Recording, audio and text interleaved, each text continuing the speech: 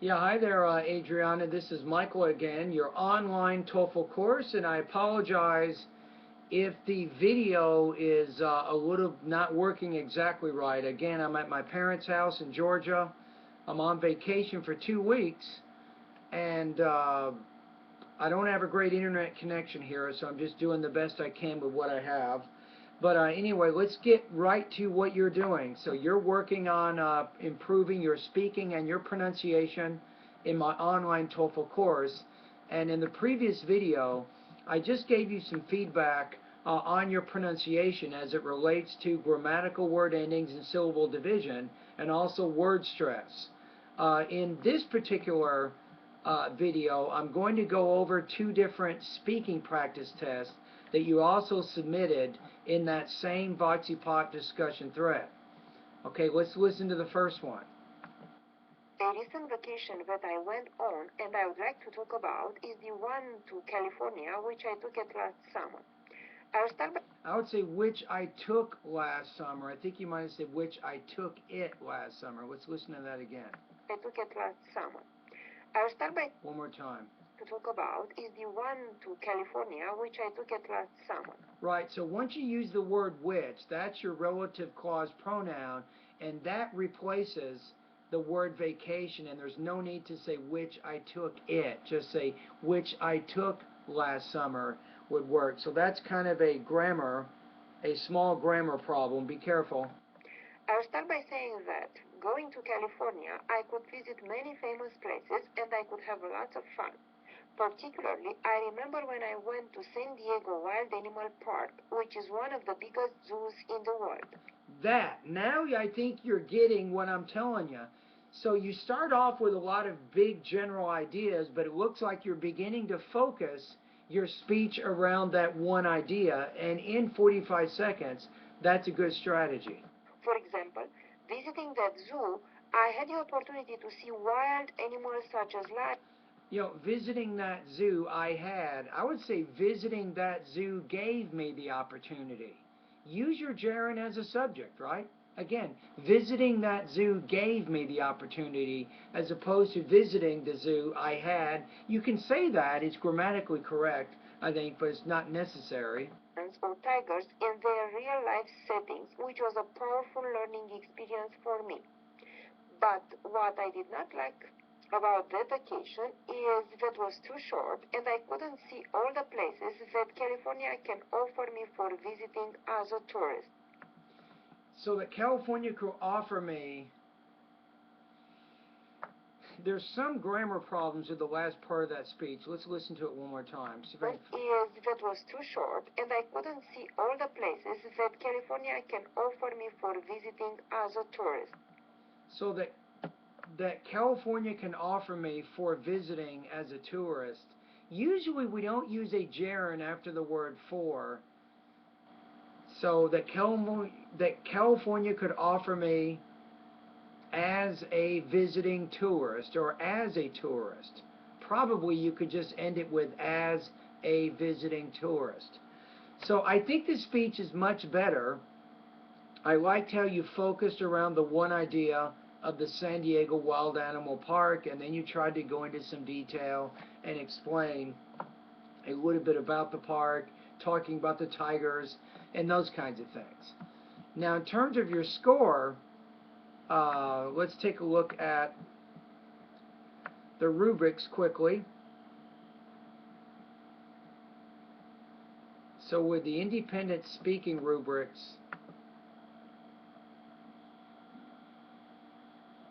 yeah, I'm going to say right now you had some grammar difficulties in the speech, that I pointed out.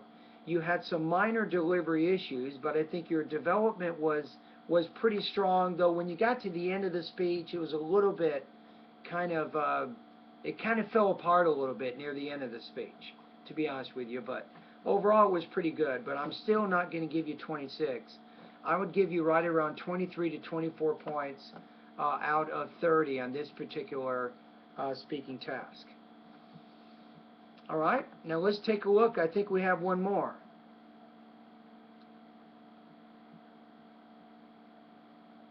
Okay, so looks like you gave me a question here. You said, is it mandatory to have a conclusion? How bad is it if you got cut off during your speech? I don't know exactly what's in the TOEFL IBT raters' minds, but I can tell you this, it's much better to make sure you have a good, strong introduction than to have a conclusion. So if you're choosing between your introduction and your conclusion, definitely you want to focus more on having a good, strong introduction. But if you get cut off at the end, it's telling them that you're not managing your time well. So for you, I mean, you got enough time with me right now. You're working with me where you should not have to worry about getting cut off at the end. Because if you practice delivering your speeches in about 45 seconds, this should not be a problem for you, right? So the question is, are you going to manage your time, or are you going to let the time manage you? So your strategy is to be very, very focused and not just talk about a lot of general ideas. And you figured it out in the last speech where you talked about your vacation to California and you focused it around one specific event, visiting the the San Diego Wild Animal Park, right? So that was a good strategy for you. So that's what you have to develop as you practice your speaking tasks at my website. Okay, let's take a look at this one. So this is called Favorite Hobby Redone.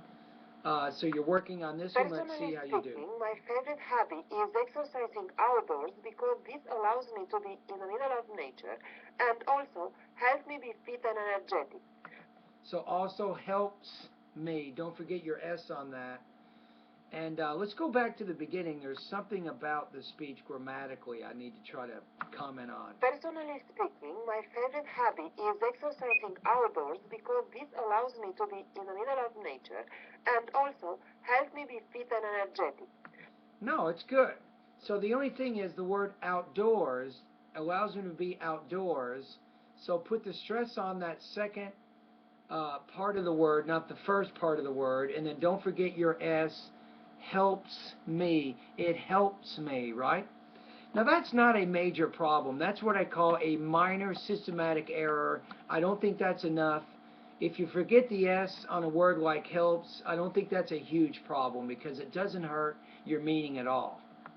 First of all, when I'm practicing outdoors activities such as... You don't have to say outdoors S, but when I'm practicing outdoor activities, I think you put an S on it. When I'm practicing outdoors activities such as jogging, horseback riding, or... Okay, so you got to be careful. Sometimes you're not putting the S where it's needed. Other times you're putting the S where it's not needed. Even gardening, I'm in the middle of nature, and this makes me feel happy and relaxed as long as, in my estimation, only nature is able to offer me freedom, relaxation, and peace of mind. Second of all, exercising outdoors is useful for my health. Now let me make sure you're not having some trouble with it. Let me check your grammar again. The main thing is when you're using a gerund as a subject, you don't have to repeat it with another subject. That's what I'm trying to listen for. Exercising outdoors is useful for... I'm not sure if you're using it or not. You don't need to use it. Second of all, exercising outdoors is useful for my... Exercising outdoors, it is useful. I think you're just saying is useful there. Let me try one more time. I think you're okay with that. Exercising outdoors is useful for my health. That's okay. Is useful for my health. Good. So you got your gerund phrase as your subject. Your verb is singular is. Because it helps me stay in a good physical and psychological conditioning. Finally, it helps me. Let me listen to your pronunciation of those words again. It helps me stay in a good physical and psychological conditioning. Yes, adjective, adjective, physical and psychological conditioning.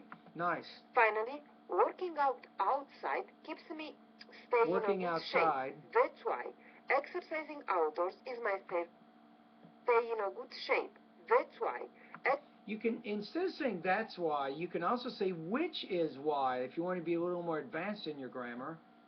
Let's listen to that ending again. Stay in a good shape. That's why Exercising outdoors is my favorite. Usually we say stay in good shape, usually not stay in a good shape. So it's kind of like an idiom. So we stay in good shape by exercising. Happy. Okay, let me listen to that one more time. I've been paying so much attention to some of the smaller things, I'm missing the big picture.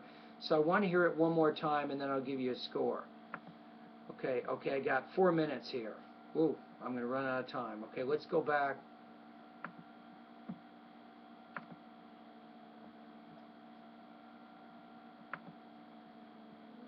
Okay, here we go. Personally speaking, my favorite hobby is exercising outdoors because this allows me to be in the middle of nature and also helps me be fit and energetic. First of all, when I'm practicing outdoors activities such as jogging, horseback riding, or even gardening, I'm in the middle of nature, and this makes me feel happy and relaxed as long as, in my estimation, only nature is able to offer me freedom, relaxation, and peace of mind. Second of all, exercising outdoors is useful for my health because it helps me stay in a good physical and psychological conditioning. Finally, working out outside keeps me stay in a good shape. That's why exercising outdoors is my favorite hobby. Okay, so with this one, okay, let's go back to, okay, I got about 4 minutes here before the video runs out. I think this was really good. This was a good speech, very strongly organized. I liked how you're using transition words in there to connect the ideas. You had a strong topic statement in the beginning. With your 2 key points, you gave adequate supporting detail for those ideas. You had some minor problems with your grammar and your language use, maybe your language use, like stay in a good shape. So there were a few little awkward expressions in there, but still it was pretty good. Let's say, so it says in the 3 range, sometimes your response demonstrates imprecise, incorrect use of vocabulary or grammar structures, or you're limited. I'm going to put you 26 on this one. I'm going to put you 3.33 out of 4, or 26 points out of 30 on this particular speech. I think this was, of course, you redid it, right? But it was very strong, very organized, no major problems. But still, the word stress thing, I'm not convinced. I've introduced you to some information in my lessons about word stress, right? But you're finding out that it's a little bit more difficult to control than you thought. So I don't think that you're perfect yet in your word stress. For example, with the word outside or outdoors, I think sometimes you're not sure where to place the stress on these compound words, right? So anyway, thank you for doing the speaking practice test, and keep up the good work.